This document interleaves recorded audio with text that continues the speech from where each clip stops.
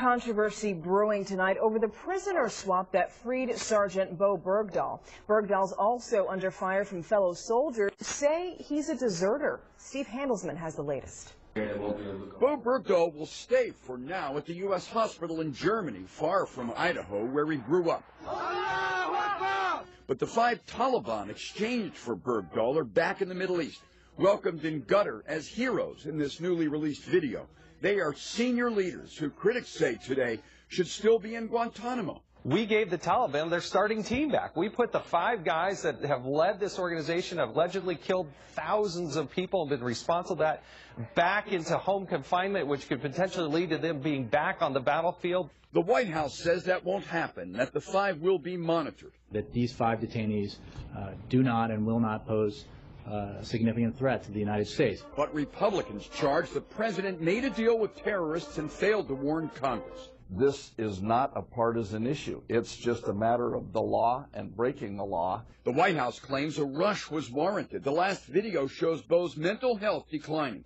Soldiers who served with Bergdahl say he left his post and wandered away in 2009 and say U.S. lives were lost in the frantic 90-day search for him. He deserted not only the Army, but he also left myself and my platoon and my company to clean up his mess. But folks back in Haley, Idaho can't wait to see Bowe. Oh my gosh, are you kidding me? It's fantastic.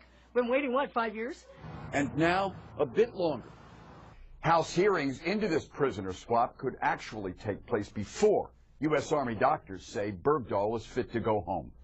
I'm Steve Handelsman, NBC News, Capitol Hill.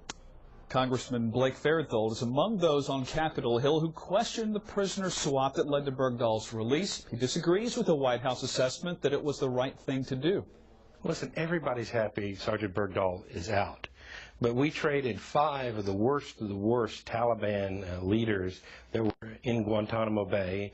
The president did it in violation of a law that requires him to notify Congress in advance of doing this. He just did it.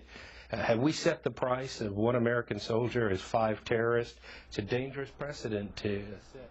Farenthold fears negotiating with terrorists sets a dangerous precedent and could lead to more hostage-taking. Coming up. Doctors say Sergeant Bowe Bergdahl is in stable condition but needs to remain hospitalized for now. Bergdahl is being treated at Landstuhl Regional Medical Center in Germany. Doctors say they want to focus on his dietary and nutritional needs. Bergdahl was released by the Taliban on Saturday after spending 5 years in captivity, and once he's doing better, military officials want to speak to him, and then he'll eventually be transferred back here to the U.S.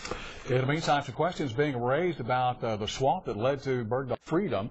The White House says this exchange was absolutely the right thing to do, but critics like Congressman Blake Farenthold disagree. Congressman, what's the latest right now? Listen, everybody's happy Sergeant Bergdahl is out.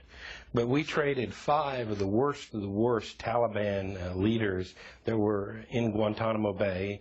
The president did it in violation of a law that requires him to notify Congress in advance of doing this. He just did it.